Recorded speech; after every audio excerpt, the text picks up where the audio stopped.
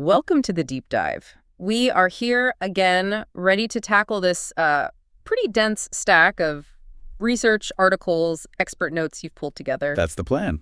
Distill it all down into the essentials for everyone listening. And today, we're diving deep into something that trips a lot of people up: financial success. Specifically, looking at it from two angles, right? The psychology, the sort of mental game of money. And the other side, the disciplined path you actually need to walk to build, lasting wealth, not just a big paycheck. It's a really important distinction. I mean, the journey to getting ahead financially, it feels like it's less about being some kind of math wizard. Oh, much less. It's far more about the emotional stuff, the internal game you're playing with yourself, with money. Our sources today, they cover everything from like the basic financial guides everyone should read to these deep psychological studies of really successful people. And they all seem to confirm the same thing. Pretty much. The rules of money, they're often really counterintuitive. Not what you'd expect. Okay, so our mission today is clear then. We need to quickly sort of unpack that core difference between being rich and being truly wealthy. Yeah, identify those traps, the financial pitfalls that keep even high earners feeling stuck. And most importantly, deliver some principles, actionable things you can use to build real independence, not just, a high salary. Exactly. And if we had to boil all this research down, to one single truth, What would it be? the number one difference, the singular difference between people who actually become wealthy and those who just don't. It's actually pretty simple. Okay. The wealthy understand how money works. Mm-hmm. Specifically, how assets grow over time, compounding. And they make understanding that their top priority, more than anything else. Yet the standard path, the education system, it seems like it completely fails us here. We keep coming back to this. It's almost designed to fail us in this specific area.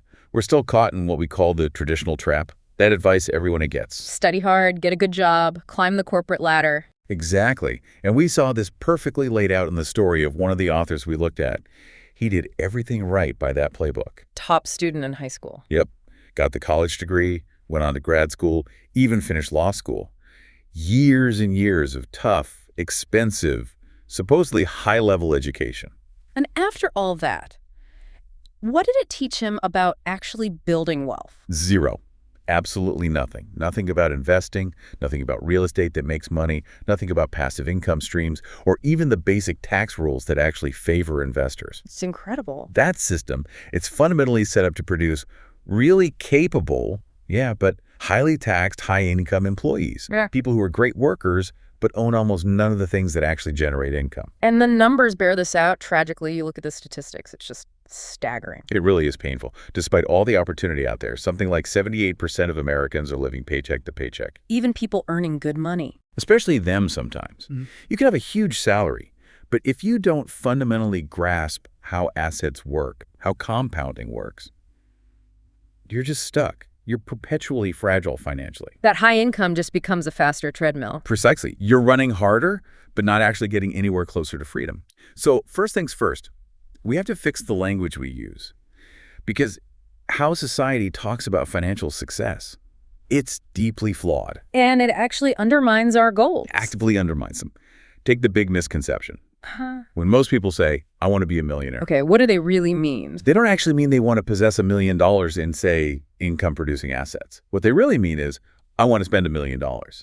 So it's about consumption. Exactly. They want the stuff, the fancy car, the way bigger house, the designer clothes, the constant stream of expensive experiences. They want the temporary feeling, the illusion of being rich. But true wealth, according to our sources, is something different. Something much quieter, actually, and way more profound. It's defined as having a cushion, having options financially. Optionality. Right. And that cushion, it translates directly into independence. And this is crucial, autonomy. Autonomy. That feels like the key word. The ability to wake up and Decide your own day. Pretty much. Decide what you want to do, where you want to put your energy. Decide if and when you want to retire, which might just mean switching to work you do purely for purpose, not because you need the paycheck. And connecting this back to psychology, independence is a huge driver of happiness. A major component, non-negotiable, really, for sustained happiness. Now, contrast that idea of true wealth, that autonomy, contrast it with, say, a high-flying CEO. Makes millions a year. Right, maybe $5 million a year. But their calendar, their schedule, their board meetings, They completely control that CEO's life. So they're rich, but not wealthy in this definition. Exactly. They might be rich on paper, but they lack independence. They're still fundamentally an employee, just a very, very well-paid one. That shift in priority focusing on controlling your time over just accumulating more stuff, that's the core psychological pivot we need to make. It is. Charlie Munger, Warren Buffett's late partner, he nailed it. He said, "I never wanted to become rich. I just wanted to become independent." That quote just cuts right through it. It really encapsulates the whole mindset shift. The goal isn't the massive income itself. It's the high degree of personal control that wealth can provide. Okay, but so many people get caught in this other trap, the scared to look broke trap. Oh, it's maybe the biggest one. They chase looking wealthy, and in doing so, they pretty much guarantee they'll never actually achieve it. It sounds completely backward. It's the ultimate irony, maybe the saddest part of modern consumer culture. The single biggest thing keeping millions of people poor or just financially stressed. It's their absolute terror of looking unsuccessful, appearing broke to their friends, their family, their neighbors. And that fear, what does it make them do? It pushes them, compels them to spend money they don't really have on things that lose value immediately, liabilities just to project status. Like leasing a fancy car they couldn't possibly afford to buy outright. Exactly. Or constantly needing the newest phone, the latest gadget, eating out all the time at expensive restaurants. They pour all their disposable income, sometimes more, into just looking the part. And in doing that, they're essentially just making other actually wealthy people richer. That's precisely the mechanism. One source put it very bluntly, when you buy that $5,000 designer handbag to project wealth, Yeah. you're making Bernard Arnault, the CEO of LVMH, Louis Vuitton's parent company, massively rich.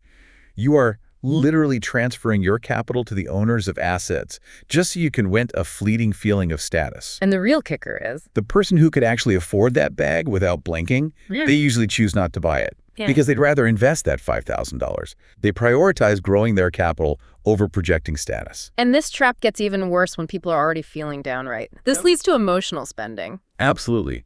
When people are genuinely unhappy, feeling lonely, overworked, maybe undervalued at their job, stressed out, they look for quick relief, a dopamine hit. So they make impulsive decisions. Profoundly emotional decisions. Yeah. It might be gambling, making a huge impulse purchase they instantly regret, or even getting sucked into those get-rich-quick schemes. Why do those schemes hook people who are already struggling? Seems counterintuitive. Because they promise speed. They appeal directly to that desperate, emotional need for a fast solution, a way out now. They bypass the slow, boring, logical path of actual financial planning. If you're desperate, you're vulnerable. Extremely vulnerable to anyone promising an overnight fix. The goal becomes escaping the misery today, even if it means taking on completely irrational levels of risk. And the whole financial system seems almost perfectly designed to capitalize on this emotional illiteracy around money. Well, yeah, we live in a credit-heavy economy, fundamentally. For most people, their actual spending power isn't just their salary. It's salary plus debt. Salary plus whatever the banks or credit card companies are willing to lend them. This whole system, easy credit, personal loans, credit cards, it means that the majority of people consistently spend more than they earn year after year. And that constant borrowing doesn't just hurt the individual. It fuels the wider economy, doesn't it? It absolutely accelerates economic growth, yes, but it does so at the individual's direct expense. When you spend more than you earn using debt, who profits? The banks, the credit card companies? The banks make a fortune on the interest. The corporations profit from all that consumption. And the individual, they just sink deeper into debt, basically serving their creditors. So if you stay financially illiterate, stuck in that cycle, You are actively funding the wealth of the people who own the assets, the people who own the banks, and the corporations. You're working for them, in a way. which leads us to maybe the toughest psychological challenge of all, even for people who earn good money. The moving goalpost phenomenon. Ah, yes. The relentless treadmill of hedonic adaptation. This is, hands down, the hardest skill in personal finance. Yeah. Getting the goalpost to just stop moving. Our expectations just keep rising. Faster than our income, almost always. Yeah. Which pretty much guarantees we'll never feel satisfied no matter how much success we achieve. It's easy to just blame modern advertising or social media, but the sources pointed out some historical context here too. Yeah, this isn't entirely new. Consider this fact. The average U.S. household income today, adjusted for inflation, is literally double what it was back in the 1950s. Double. We have so much more stuff. More comfort, incredible technology, conveniences they couldn't even dream of it yet. Study after study shows people report feeling less happy, more stressed today than they did decades ago. Or you just get used to the new normal incredibly quickly. Instantly. We adapt. Think about Johnny Rockefeller, richest American ever, right? He didn't have access to things we consider completely basic now. Penicillin, vaccines, even simple painkillers like ibuprofen. In many ways, our baseline health and comfort level is vastly superior to his. But we don't feel richer or luckier than Rockefeller. Not at all.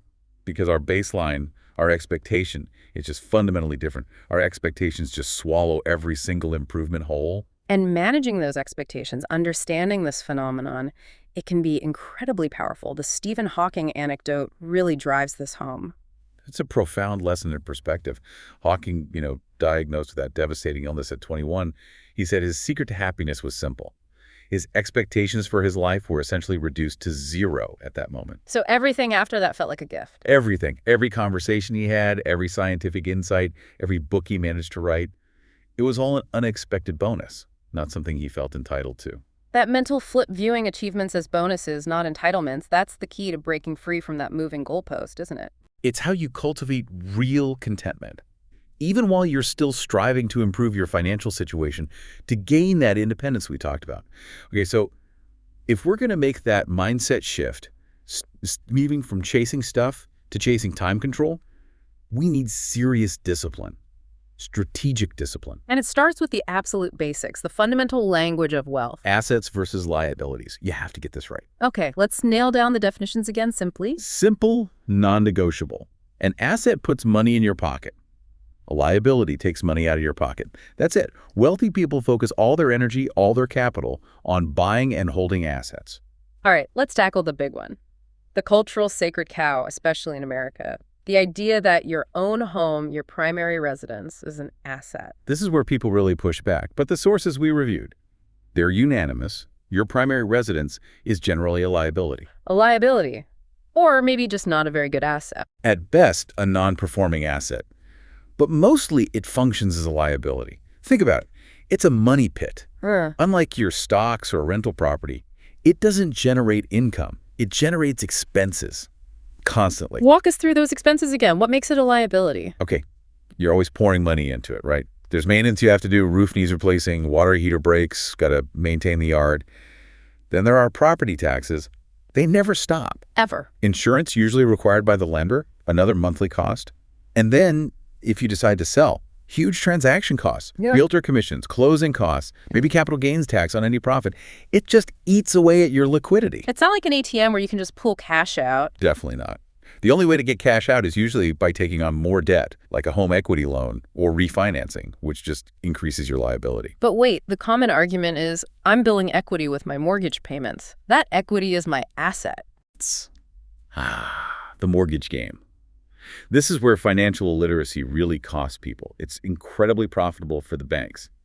When you take out a typical 30-year mortgage, those payments are structured in a very specific way. They're front-loaded towards interest. Heavily front-loaded. The bank uses something called an amortization schedule. For the first, say, 10 to 15 years of that 30-year loan, the vast majority of your monthly payment, it's going straight into the bank's pocket as interest, their profit. So very little is actually paying down the loan balance initially. Shockingly little. You might be paying, say, $3,000 a month. In those early years, maybe only $150 or $200 of that actually goes towards reducing your principal, towards building equity. The other $2,800, that's interest, plus maybe escrow for taxes and insurance. Wow. So if you sell or refinance in year 5 or 10? You've basically just paid the bank a ton of interest, covered all the maintenance costs yourself, and you haven't built nearly as much equity as you probably thought. You essentially paid rent to the bank and funded the local repair businesses. You made the bank rich, not yourself. Pretty much. If you don't understand how that amortization works, you're playing their game, not yours. You're serving their financial needs. Okay, this leads us straight into opportunity cost, something people rarely factor in when they're fixated on earning a home. Opportunity cost is huge here. It's simply the value of the next best alternative you give up when you make a decision. Buying that primary home ties up a massive chunk of your capital. The down payment, closing costs. Moving expenses, maybe immediate repairs or renovations, All that cash is now locked up.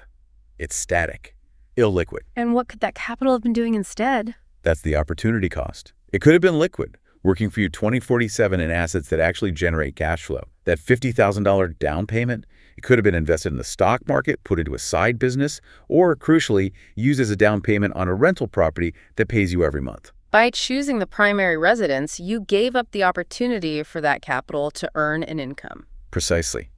Which totally reframes that cultural bias against renting. You always hear people say renting is throwing money away. Or you're just paying your landlord's mortgage. It's such a deeply ingrained and frankly toxic money myth. And it makes no logical sense when you compare it to anything else we buy. How so? Well, when you buy groceries, are you throwing money away or making the grocery store owner rich? When you pay for Netflix, are you making Reed Hastings rich? Of course you are, in a tiny way. Renting is just paying for a service, shelter, convenience, maybe a good location that someone else owns and manages. And one of the source authors actually highlighted a big strategic advantage to renting, especially earlier in your career. Mobility. Mobility is a form of capital itself. If you're just starting out or your career path is uncertain, renting gives you incredible flexibility. I mean, like if a great job offer comes up in another city. You can take it. Minimal hassle, no massive transaction costs of selling a house. Yeah. If you own a home, you're geographically anchored. It's a big decision to uproot. This author, financially very successful, he emphasized that he still rents his own home and his offices. Why, even now? Because he values capital liquidity and flexibility more than the sunk costs and illiquidity of ownership. For him, it's purely strategic. So the takeaway isn't never buy a home. No, not at all. Buying a home is fine. But you should view it primarily as a lifestyle decision, maybe an emotional one. You buy for the neighborhood, the schools, the feeling of permanence. But not primarily as your core wealth-building investment. Correct. If your main goal is building wealth, you allocate your investment capital towards income-producing assets elsewhere. Okay, but whether you choose to rent or buy, getting your finances stable requires that strict discipline we mentioned, which brings us to that concrete rule from the source material. The 7-5-1-5-10 rule.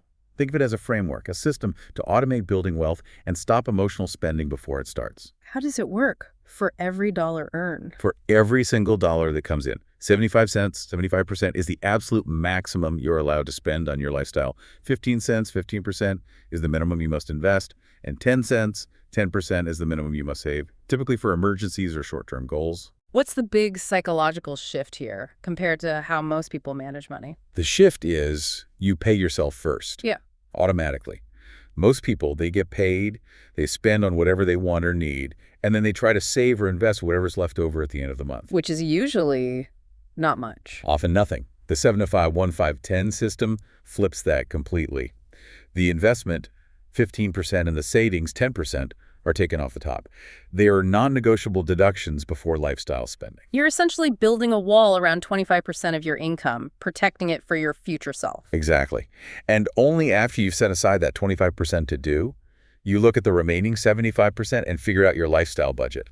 If that car payment you want, or that vacation, or even that mortgage payment doesn't fit within that 75%, then you simply can't afford it. Yeah. You can't afford it. This structure forces you to live within your means, forces discipline, and prevents that lifestyle creep, that moving goalpost, from eating up all your income.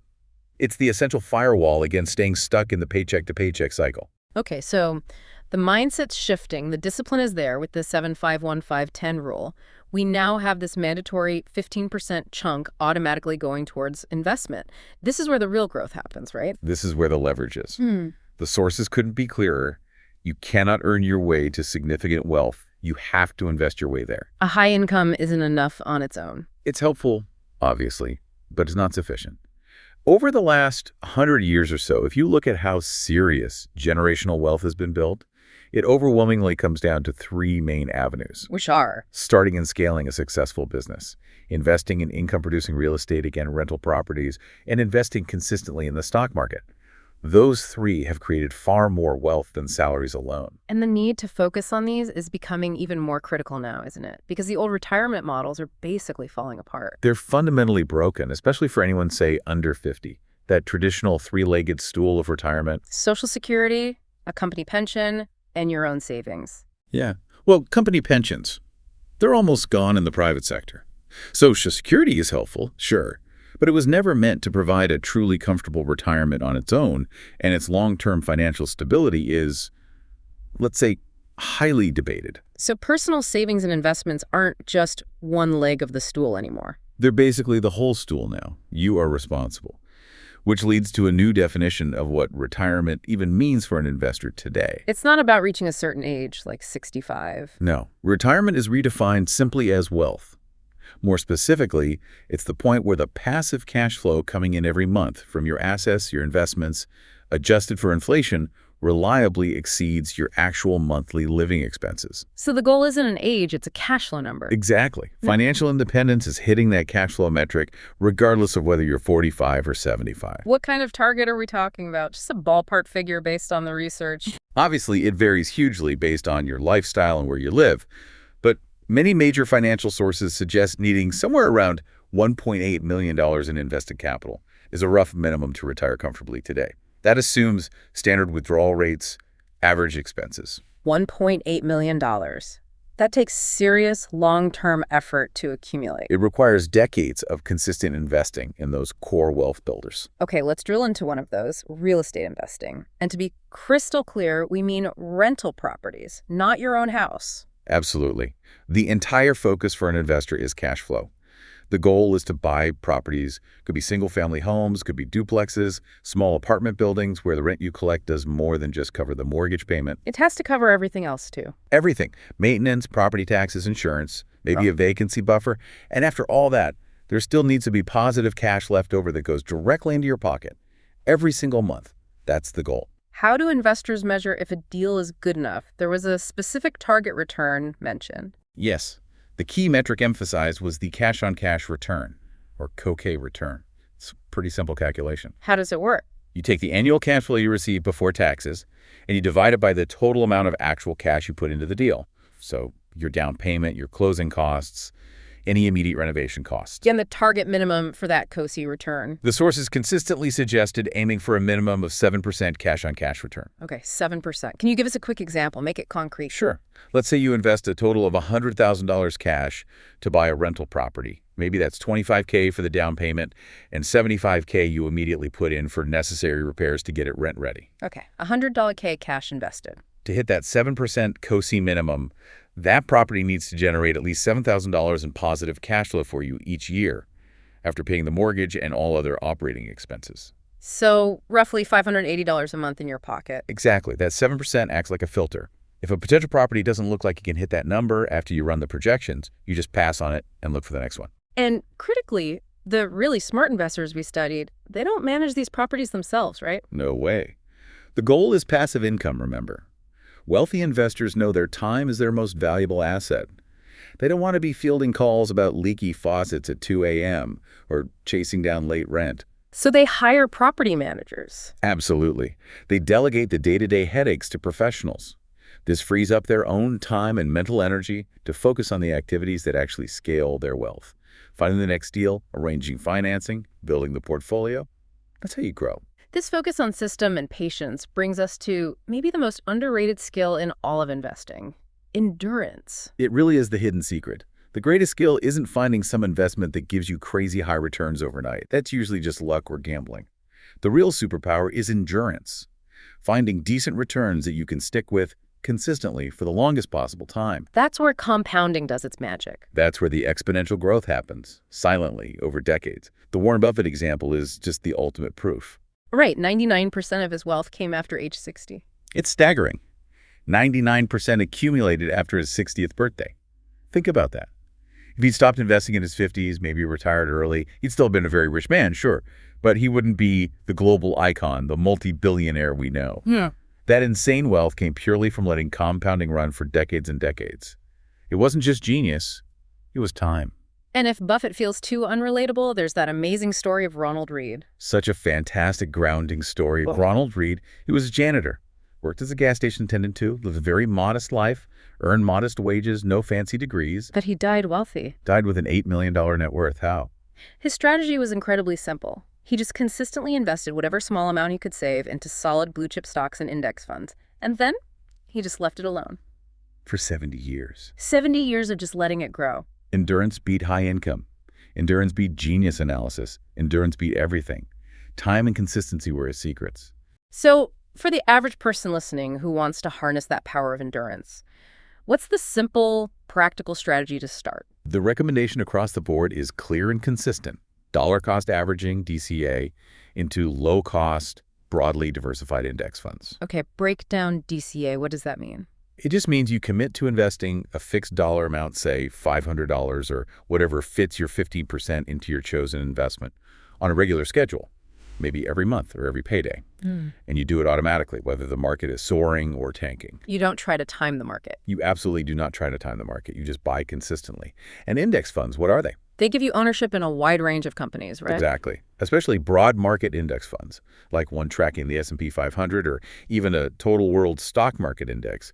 You instantly own a tiny piece of thousands of the most successful companies on the planet. So you maximize your endurance that way. You maximize endurance because you minimize the risk of picking the wrong specific stock.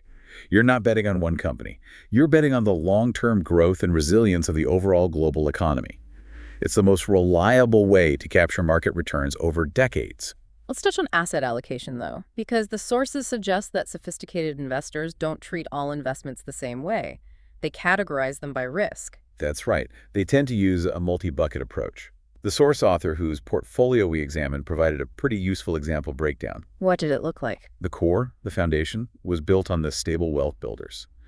Real estate, about 50% of the portfolio, and stocks, around 30%. And that stock portion was split between individual stocks he understood well and broad index funds. So 80% in relatively stable long-term growth assets. What about the rest? The remaining 20% was divided. About 18% went into what he called speculative assets, and the final 2% was held in physical gold. Okay, speculative assets, that's where things like cryptocurrency fit in. Exactly. Crypto, maybe some high-risk startup investments, things with potential for huge gains, but also huge losses. He placed them firmly in that smaller, speculative bucket. Why? Crypto is often hyped as the next big wealth builder. Because it's fundamentally volatile. It hasn't established the long-term track record, the stability, or certainly the cash flow generation of real estate or established profitable companies. It can shoot up incredibly fast, yes, but it can also crash just as quickly. And the danger is people putting too much faith or too much capital into that bucket. That's the real risk. Especially people caught in that scared to look broke trap, chasing lottery ticket returns. They might pour their essential retirement savings, their foundational wealth, into highly speculative bets. Using a gamble as their main strategy. Precisely.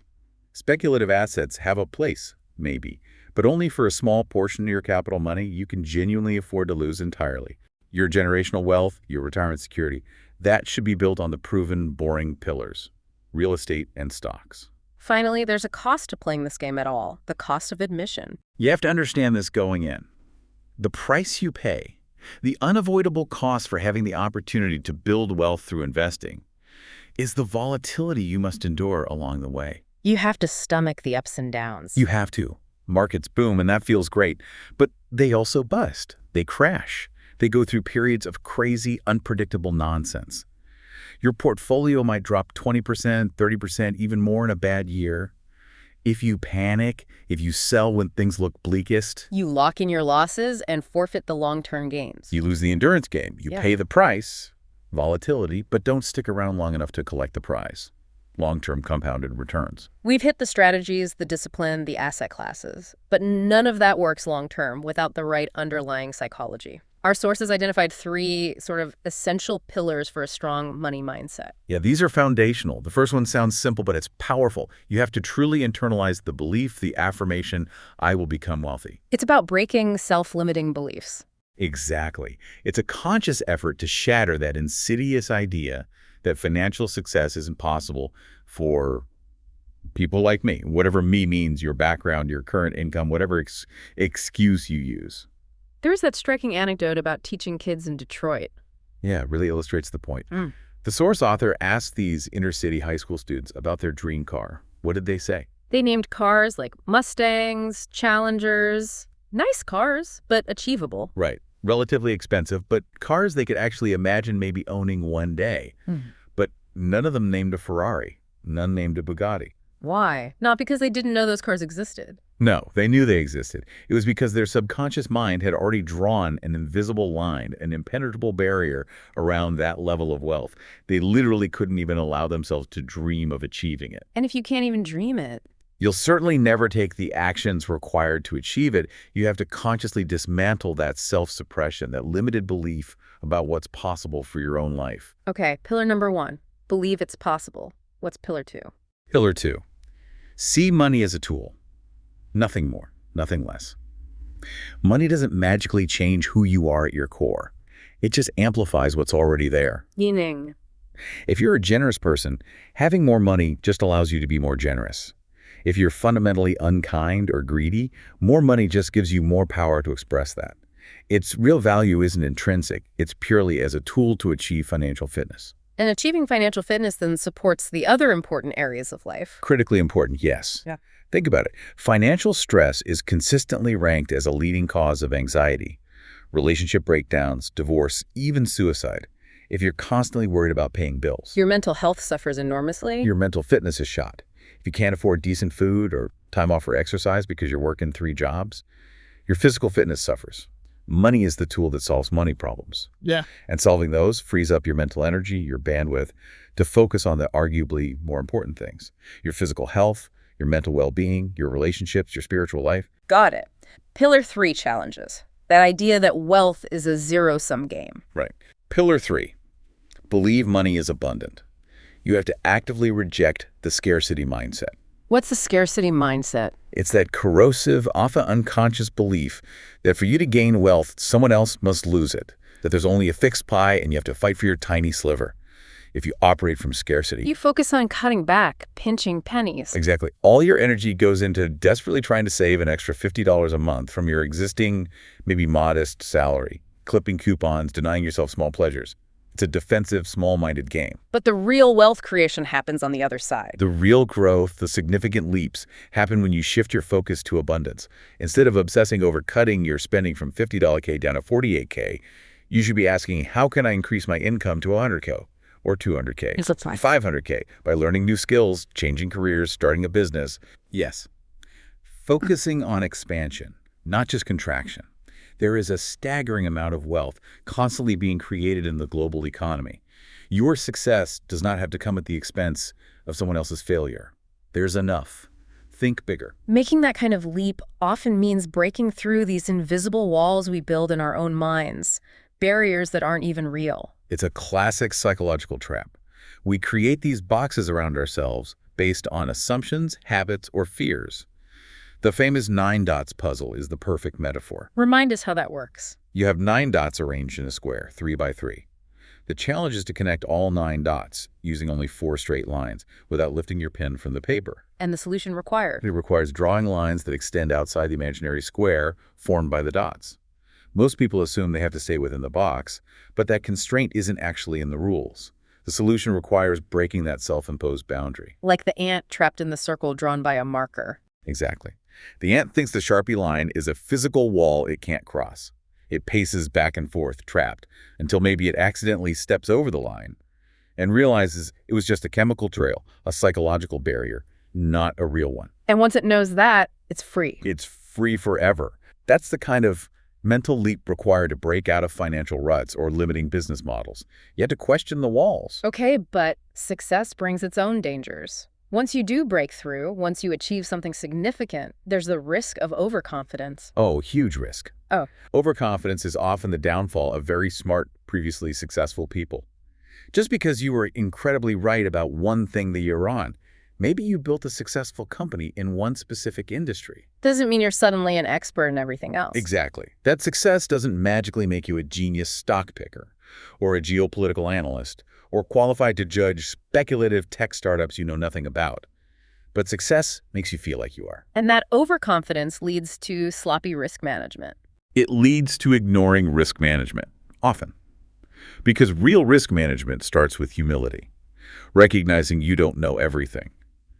One of the sources had a great definition of risk. What was it? Risk is what's left over after you think you thought of everything. Wow. Think about the biggest shocks, the events that cause the most damage. 9/11, the 2008 financial crisis, the COVID-19 pandemic. What did they have in common? Nobody saw them coming. They were unpredictable. Exactly. Right. They were the risks nobody had accounted for.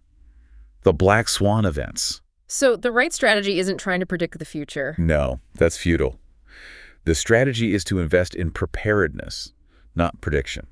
What does preparedness look like? It means having buffers, having a cushion of cash reserves, liquidity, maybe insurance coverage. That feels almost excessive. Like it's too much sitting on the sidelines, not working hard enough. But that cushion is what saves you. It's what allows you to survive the unpredictable shocks without being forced to sell your core assets at the worst possible time, during a panic, just to raise cash. If you only prepare for the risks you can imagine, you will eventually be blindsided. Preparedness covers the unimaginable. We established earlier that the single best investment isn't a particular stock or property, it's investing in yourself. Absolutely. Through education, acquiring new skills, and crucially, learning from your failures. Knowledge and skills are the ultimate upstream assets. They determine your earning potential, your adaptability, your long-term wealth, far more than any single investment. And failures. They're actually a critical part of that education if you handle them right. Tell us more about the source author's early real estate mistakes. Seems like he learned the hard way. Oh, his first deal was a textbook example of what not to do. He admitted it was driven by two deadly sins in investing, being in a rush and being cheap. What happened? Hired a low-quality contractor to save money. Didn't properly vet the property manager, who turned out to be basically incompetent, maybe even fraudulent. Ended up with difficult tenants who caused damage. And then the final insult. The lawsuit. Got sued by the tenant, the claim. The bathtub was too slippery. Seriously, a slippery bathtub. Sounds absurd, right? But even though the author apparently had evidence the tenant's alleged injuries happened somewhere else entirely, the insurance company just wanted it to go away. They settled for $14,000 just to avoid the legal fees of fighting it. A costly lesson. But it wasn't just that deal, right? There was the accountant, too. Right. Trying to save money again, he hired a cheap accountant early on. That accountant missed filing certain forms, gave poor advice, ended up costing the author over $118,000 in IRS penalties and interest. Ouch. So the real learning wasn't just the dollar amount lost. No, the crucial part, the mindset shift, came afterward. He realized blaming the tenant or the incompetent accountant was pointless. The breakthrough was taking full responsibility himself. Saying it was my fault. It was my fault. I was the one who was cheap. I was the one who rushed the due diligence. I failed to properly vet the people I hired. That shift, taking ownership, moving from an external to an internal locus of control, that's what turns a painful failure into powerful, actionable learning that prevents you from making the same mistake again. All right, as we start to bring this all together, there's one more, maybe less tangible skill that the sources highlighted as critical for success across the board: finance, business, life, really. The power of storytelling. It's huge. In sales, when you're trying to raise money for a business, even just communicating your investment ideas, the best story almost always wins. It beats dry facts and figures nearly every time. Why are stories so powerful in this context? Because stories do things that spreadsheets don't. They simplify complex ideas, they make information memorable, sticky, and most importantly, they connect on an emotional level. And we make decisions emotionally. We absolutely make decisions emotionally first, and then we use logic to justify them afterward. People will listen to and be persuaded by a compelling emotional story or anecdote, even if parts of it are questionable, far more readily than they'll absorb a technically accurate but boring presentation of data. So if you can't tell the story of your business or your investment strategy, You'll likely lose out to someone who can, even if their underlying case isn't as strong. You have to be able to communicate the why in a way that resonates. and this connects back to what we see in actual investment returns too, right? That pattern known as the long tail. Yes, exactly. It's sometimes called the Pareto principle, the 80-20 rule, but often it's even more extreme in investing in business, like 90-10 or even 9-91. Meaning that in venture capital portfolios and large stock portfolios, even within a single company's product lines, a tiny handful of things, maybe just one or two investments out of 10, or maybe 10 big winners out of thousands of attempts drive almost all the returns. 90%, 99% of the total profit comes from a very small number of huge successes. So you have to be prepared for most things to not work out spectacularly. You have to be willing to take enough swings at bat. You need the endurance to keep trying things, knowing most initiatives or investments will be average or even failures. Think about Amazon. How many failed products or services have they launched over the years? Hundreds. But they only needed a few massive hits like AWS or Prime to drive incredible overall success. Precisely. You need the endurance to survive the many small losses or mediocre outcomes, so you're still in the game when you finally hit one of those massive compounding winners. And then you have to have the endurance to hold on to that winner for a very long time. Okay.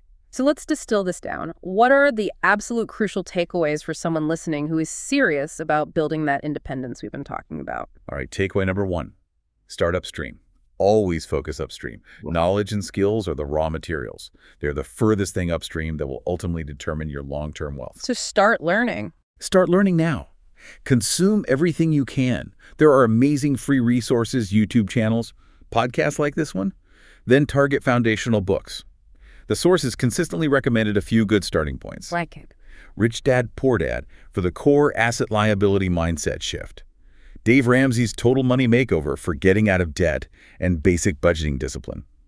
And maybe The Creature from Jekyll Island for a deeper, though controversial, look at how the financial system itself works. Okay, learn first. What's next? Second, internalize the mechanics. You cannot earn your way to serious wealth. You must invest your way there. The system is set up to reward owners, not just earners. For tax advantages, things like that. The tax code heavily favors investors. Lower tax rates on long-term capital gains and qualified dividends compared to earned income. Depreciation benefits for real estate. The person who puts their capital to work benefits disproportionately compared to the high-income employee just earning a salary. Your focus has to be on transitioning from earning income to owning income-producing assets. Makes sense. And the final key takeaway. Vigilance. The price of keeping the success you build is constant vigilance. Success creates its own problems. Creates its own powerful gravity. Laziness creeps in. Complacency. You start thinking you've made it and can relax. The discipline, the humility, the constant learning that got you there in the first place. That gravity will pull you right back down if you let it. You have to keep running, metaphorically. You have to keep running, stay hungry, stay humble, and be aggressively vigilant about maintaining the mindset and the systems that are building your wealth. It's never truly done. That's a powerful framework. We've really unpacked that crucial difference between being rich, having stuff, and being truly wealthy, having autonomy over your time. We've hit the need for systems, like that 7-5-1-5-10 rule, to enforce discipline. Talked about investing in yourself as the primary investment, and hammered home the almost unbelievable power of patience and endurance through compounding. And interestingly, we also touched on that point from the sources about the potential risk of retiring too early, finding yourself without purpose. The source author mentioned his greatest fulfillment didn't come from the money itself. It came from the mission, the purpose behind his work. Exactly. Which leads us to our final thought for you, the listener. Something to chew on until our next deep dive. If you hit your number tomorrow, if you achieved complete financial independence today and never had to work for money again, what would get you out of bed every single morning? What would be the purpose, the driving force, the mission, totally unrelated to money that would give your life meaning and direction? Something to think about. Definitely something to ponder deeply. Thanks for joining us for the Deep Dive. Farewell. Welcome to the Deep Dive. Today, we're really going to get into it, taking apart and rebuilding how you might think about personal finance. Yeah, we're looking at some foundational ideas here. Exactly. We're pulling from sources that really push back against the usual advice, Robert Kiyosaki, Jaspreet Singh, Morgan Housel. These are thinkers who challenge the status quo, definitely. Our mission today is to get past that standard advice, the stuff that maybe keeps you comfortable but, well, stuck financially. Right.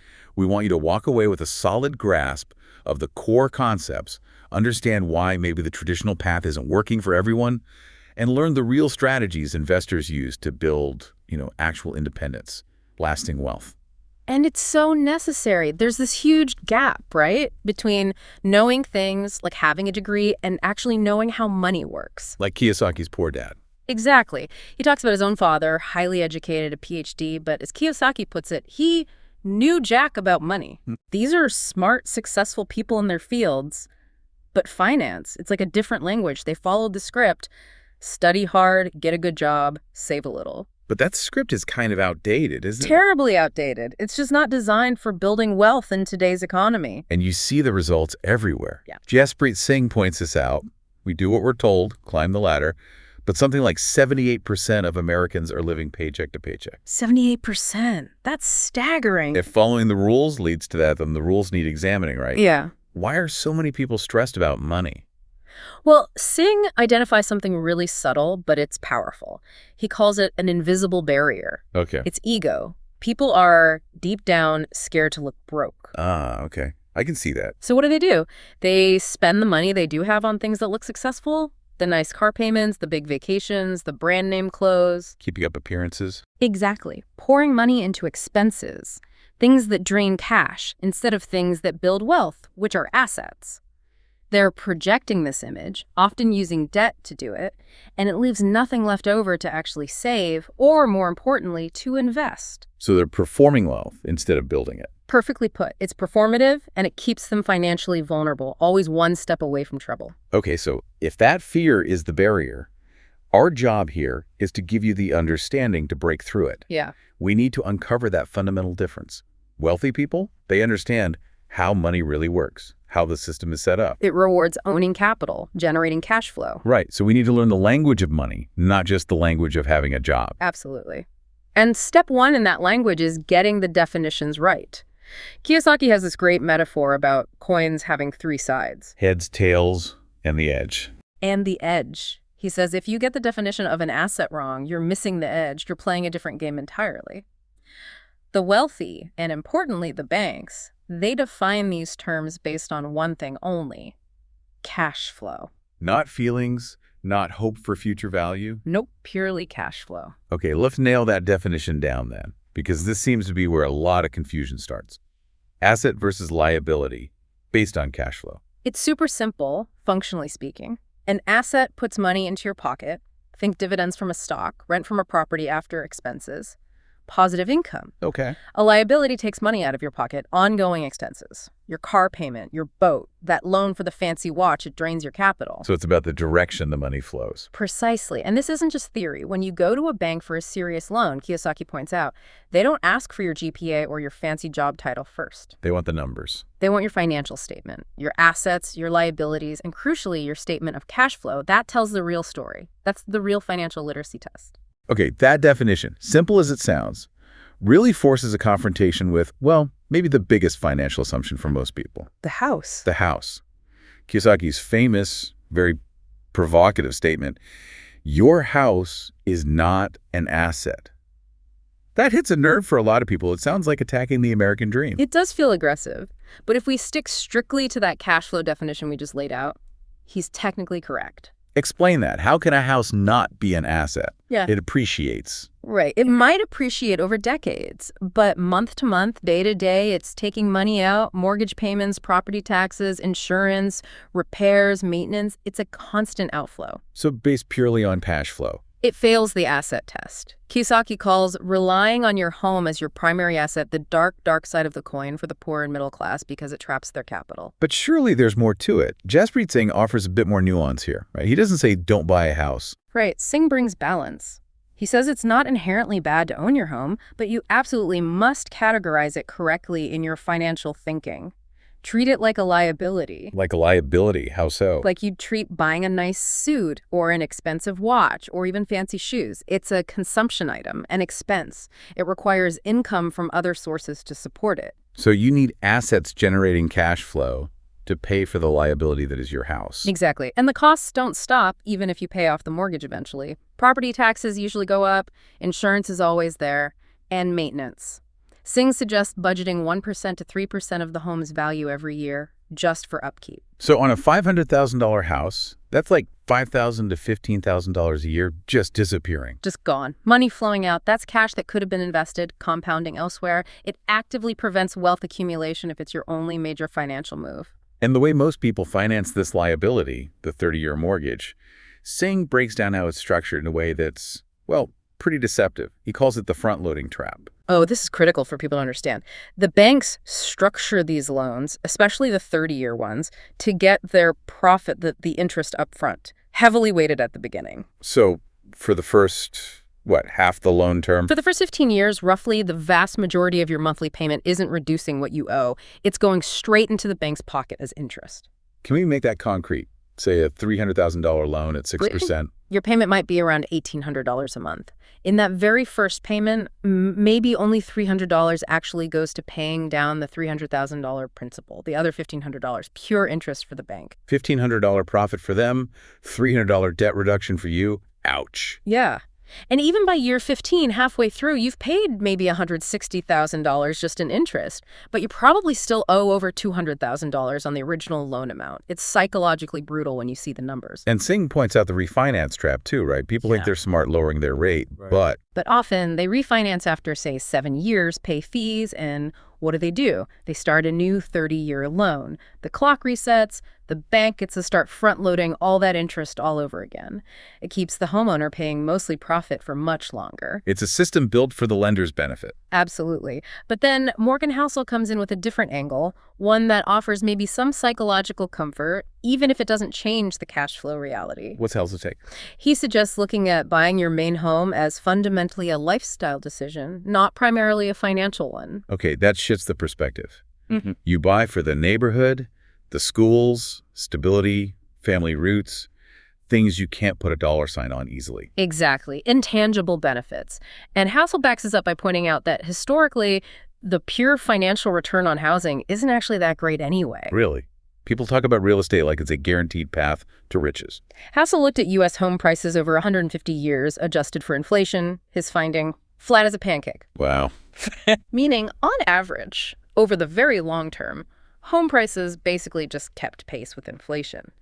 So if your only reason for buying a house is to make a big financial return, Housel's advice is blunt.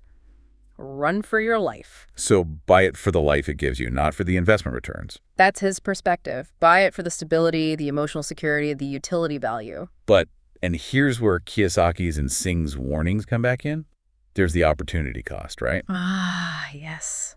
The silent killer of wealth building. If you stretch to buy a house you can barely afford, tying up a huge chunk of your capital in this, well, lifestyle liability. That money is stuck, paralyzed. That $50,000 down payment, the extra thousands per year servicing the debt and upkeep, that's capital that cannot be invested elsewhere. Cannot go into dividend stocks or a side business or maybe a small rental property that does generate cash flow. Right. When the middle class puts all their financial eggs into the primary residence basket, they often starve the actual engine of wealth creation investing in cash flowing assets. They end up playing defense their whole lives, just trying to cover the costs instead of going on offense to build wealth. Okay, that leads us perfectly into redefining the goal then. Yeah. If building wealth isn't just about being able to spend more on bigger liabilities, what is the real end game? It's acquiring time and freedom. Time and freedom, not just stuff. Exactly. Housel talks about this brilliantly with what he calls the goalpost problem. The goalpost problem. Yeah. He says most people who claim they want to be a millionaire don't actually want the $1 million sitting there. They want to spend $1 million.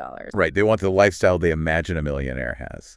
The yacht, the fancy car. The spending spree. But Housel argues, and I think convincingly, that true wealth isn't about the spending. It's about the cushion it provides, the security. What wealth really buys is independence and autonomy. Control over your own life. Full control. Housel quotes Charlie Munger, Warren Buffett's partner, who said something like, "I never wanted to become rich. I just wanted to become independent." That's powerful. Independence to make your own choices, walk away from a bad job, decide how you spend your time, your energy. Without financial pressure dictating those choices.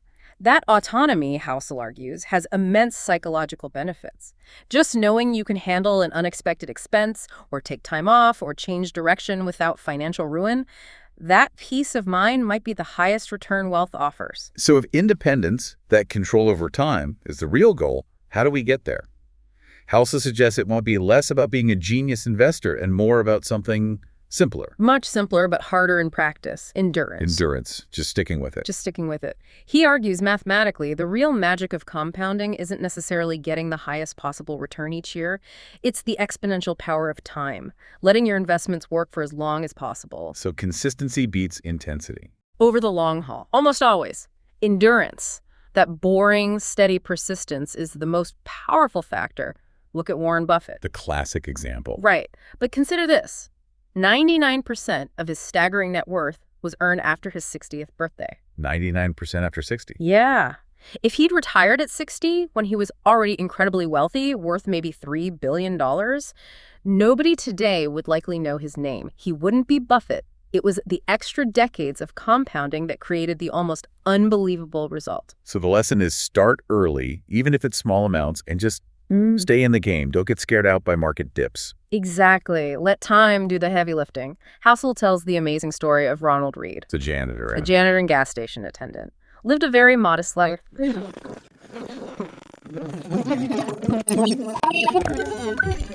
Regular blue chip stock, nothing fancy. He didn't have a huge income. But when he died, he left around $8 million to charity. $8 million from a janitor's savings. Through pure endurance. Housel reckons that kind of long-term, consistent investing will outperform 97% to 99% of the brilliant, high IQ professional fund managers who are trying to time the market and pick the next big thing. It's a game of patience, fundamentally. Patience and discipline, not necessarily genius. Okay, so we embrace the long game, the power of time. But how do the financially savvy structure things day to day to sustain that long game? This brings us back to debt, which is confusing. We're told, get out of debt, but the wealthy seem to use it differently. Yeah, this is a huge mindset shift. The key is understanding the difference between good debt and bad debt. Okay, break it down. Bad debt is what most people have. Debt used to buy liabilities, things that lose value or just cost money. Credit card debt for vacations, car loans, financing furniture, it makes you poorer. Right. Good debt is debt used strategically to acquire assets, things that generate income or appreciate in value. Kiyosaki is the poster child for this. He famously says the wealthy want debt. They want debt. Why? Because they use other people's money, OPM, usually the bank's money, to buy assets that make them richer. The asset's income pays off the debt and then some. He talks about buying his first property in Hawaii with a credit card, right? Like 100% debt financed. Exactly. Which sounds insane to someone taught to fear debt, but the property presumably generated rental income that covered the credit card payments and put money in his pocket. It was an asset bought with debt. But, okay, that's Kiyosaki. What about the average person listening? That story about him borrowing $300 million during the 2008 crash to scoop up cheap real estate, that feels worlds away. Can this principle scale down? Absolutely it can, and that's the crucial point. It's not about borrowing hundreds of millions. It's about the principle of using leverage wisely. For an average listener, maybe it's getting a small business loan at a reasonable rate to buy inventory for a profitable side hustle. Where the profits from selling the inventory more than cover the loan payments. Precisely. Or taking out a mortgage on a small rental property, like a duplex, where the rent from one or both units covers the entire mortgage payment, taxes, insurance, and leaves you with positive cash flow each month. So the debt enables the acquisition of an income stream. Yes. The debt is just a tool. The critical part is that the asset you buy with it must generate enough cash flow to pay for the tool and provide a profit. Poor and middle class finance liabilities, the wealthy finance assets. That's the fundamental difference. And that focus always circles back to cash flow generation. Jaspreet Singh provides a really practical benchmark for this, especially in real estate. The cash-on-cash return. Yes, Singh is very disciplined about this. He looks for investments, particularly real estate, that will generate a minimum 7% cash-on-cash return. Explain that metric. Why cash-on-cash? What does 7% mean? Okay, cash-on-cash return measures the annual net cash flow you receive from an investment divided by the actual cash you put into the deal. So your down payment, your closing costs, any immediate repair money you had to spend out of pocket. So it's measuring the return on your actual invested capital, not the total property value. Exactly.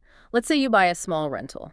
You put in $20,000 of your own cash, total down payment, fees, everything. After collecting rent and paying all the expenses, mortgage, taxes, insurance, maintenance allowance, you have $1,400 left in profit for the year. Okay, $1,400 profit on $20,000 invested. Right. So you take $1,400 divided by $20,000, and that equals 0.07 or 7%. That's your cash-on-cash return. It's real money in your pocket, separate from any hope that the property value goes up. And 7% is his minimum target. That's his baseline. He wants reliable income. His first deal, that $8,000 foreclosure condo he rented for $600 a month after fixing it up, that probably had an astronomical cash-on-cash return, showing that sometimes the best deals are found in distressed situations where you can force appreciation and high cash flow. This really hammers home Singh's point about the main wealth builders over the last century, starting a business, investing in real estate, and investing in stocks. Right. And notice the common thread: ownership. They involve owning the assets or the means of production. Wealthy people aren't just climbing the corporate ladder. They're working to own the ladder. Or own the company that owns the ladder. They create the systems, the assets that generate income passively, or at least semi-passively. Employees trade their time directly for money within someone else's system. Investors and owners build or buy the systems themselves. Okay, speaking of the advantages of ownership, let's talk about maybe the biggest structural advantage: taxes. Ah, yes, the tax code. It seems universally acknowledged that regular employees, people with W-2 jobs, tend to pay the highest effective tax rates.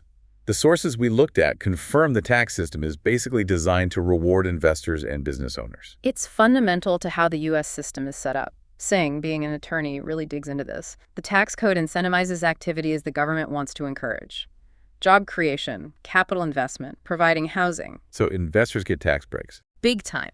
The simplest comparison is employee versus investor. Let's say you're a high-level executive earning a $500,000 salary. That's ordinary income. You could pay up to 37% federal income tax on the top portion, plus state taxes. Okay, 37% plus. Now, compare that to Warren Buffett receiving, say, $100 million in dividends from his Coca-Cola stock. Those are qualified dividends.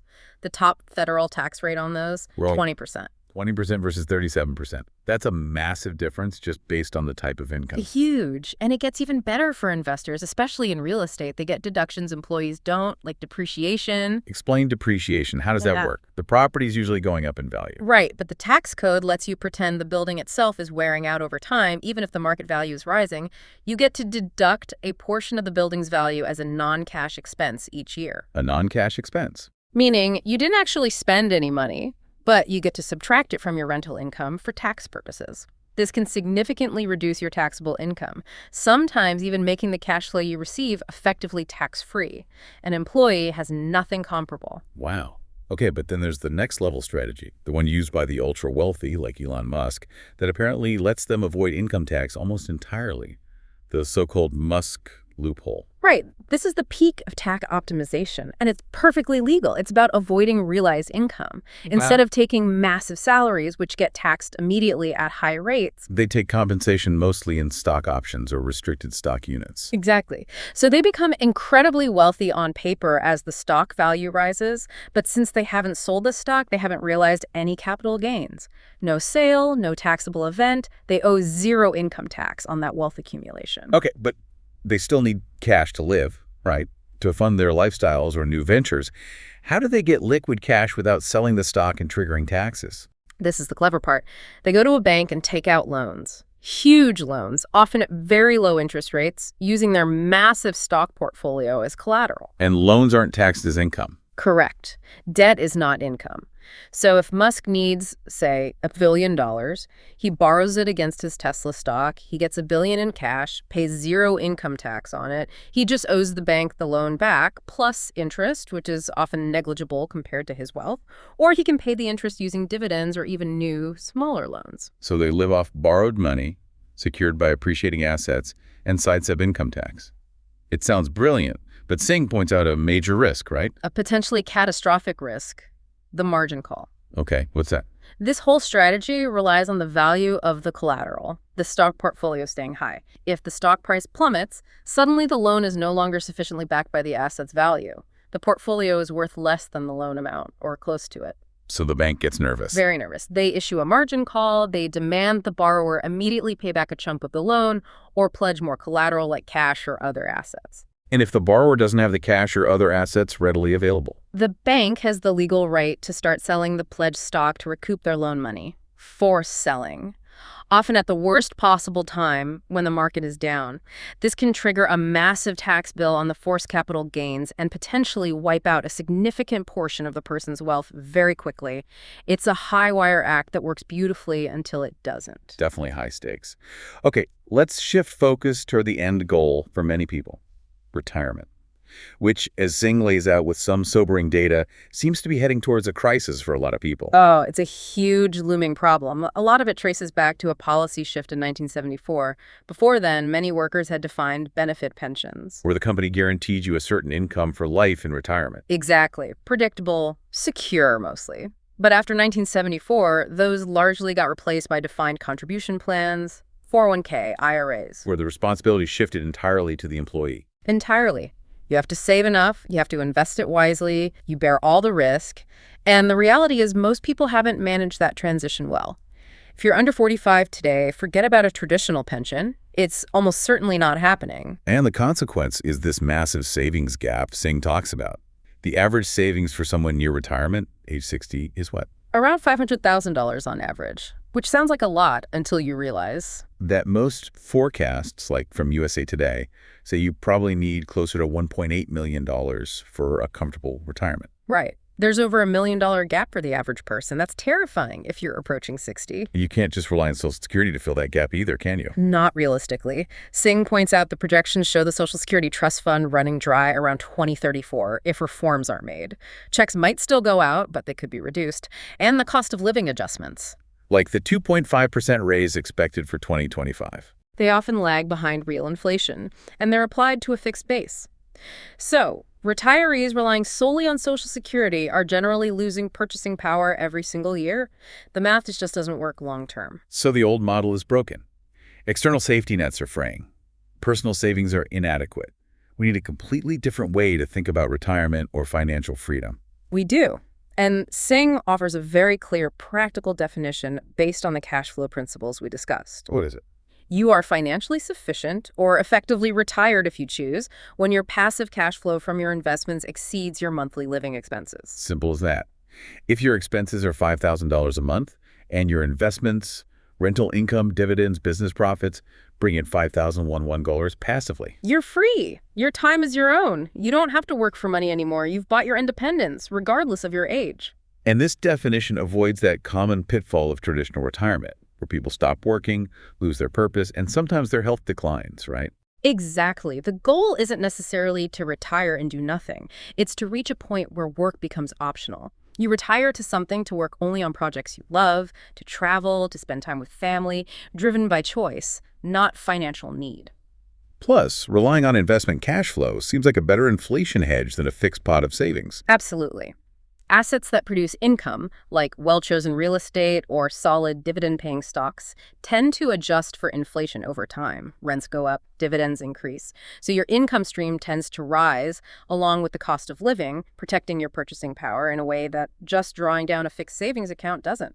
Okay, we've covered mechanics, leverage, taxes, the definition of freedom. But underlying all of this, success really starts with the internal game, doesn't it? The mindset. Critically important. Singh emphasizes this constantly. He says the best investment you can ever make isn't stocks or real estate, it's the investment in yourself. Education, books, finding mentors. Learning from failures even. Yeah. Building your knowledge base and, crucially, building the right money mindset. He outlined 4 key shifts for that mindset. What's the first one? First, you have to break that invisible barrier of low expectation we talked about earlier. You have to move from just wishing or hoping to actively believing. You must internalize the statement, I will become wealthy. Not, I hope, or maybe, but I will. Yes. That conviction is necessary to fuel the sustained effort and calculated risks required.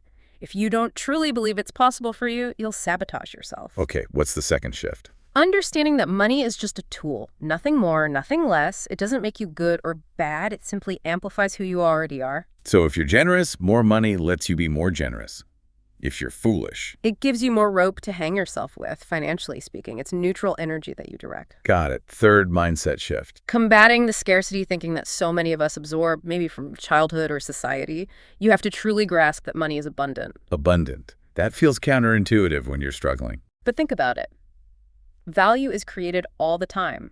New businesses, new ideas, new technologies generate wealth constantly.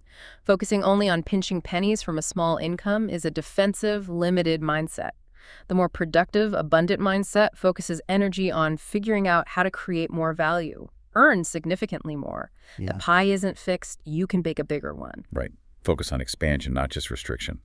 And the final mindset shift. This one sounded really powerful. It is. It reframes the entire pursuit. Singh argues it is your duty to become wealthy. Your duty. That sounds intense. Why a duty? Because wealth provides security and options not just for you, but for those you care about, your family, your community. In a world where traditional safety nets are weakening, becoming financially strong means you aren't reliant on faltering systems or potentially burdening others. You become a source of strength and stability. It's an act of responsibility. Taking care of yourself and your own so you can potentially help others too. Precisely. It elevates wealth creation from a purely selfish goal to a responsible, even ethical imperative. Okay, let's try to synthesize these core lessons then, the ones that really challenge the standard playbook. Yeah. First, define assets strictly by cash flow, which means your primary home is likely a liability, financially speaking. Right. Second, understand and use debt strategically. Good debt acquires cash flowing assets. Bad debt finances consumption. Third, prioritize long-term endurance and the power of time over chasing short-term high returns. Patience wins. And fourth, redefine the goal. Wealth isn't about spending, it's about independence, measured by passive investment income covering your expenses. Those are some paradigm shifts. We've spent a lot of time talking about the how, maximizing returns, optimizing taxes, calculating cash flow. But Morgan Housel leaves us with a crucial final thought, more about the why and the when is it enough. Yeah, this really gets to the psychology of it all. It's perhaps the most difficult part of the journey. Housel says the absolute hardest financial skill is getting the goalpost to stop moving. Think about that. We're driven creatures. We set a goal, make X amount, achieve Y level of passive income. We work hard, maybe we even reach it. And then what happens? Almost inevitably, as soon as we reach it, we set a new, higher goal. The new house needs to be bigger, the car faster, the vacations more exotic. Our expectations rise lockstep with our success. So the feeling of enough, of satisfaction, keeps receding into the distance. Exactly. The happiness or peace that the money was supposed to buy gets stolen by constantly escalating desires. You might achieve mathematical independence, income exceeding expenses, but if you immediately upgrade your lifestyle and expenses, you put yourself right back on the treadmill, needing even more income. So the final challenge is internal. If you achieve the financial freedom we've been discussing, will you actually recognize it? Will you allow yourself to enjoy the independence you've earned? Or will you let the moving goalpost keep you perpetually chasing? That, Housel suggests, is the ultimate financial skill. Knowing what enough looks like for you and having the wisdom to stop the goalpost from moving once you get there, that's the difference between wealth making you rich and wealth making you happy. A profound thought to end on. We really hope this deep dive helps you cut through the noise, move past maybe some fear or confusion, and start building your own path towards financial independence, focusing on cash flow, smart leverage, and the incredible power of endurance. Thanks for joining us.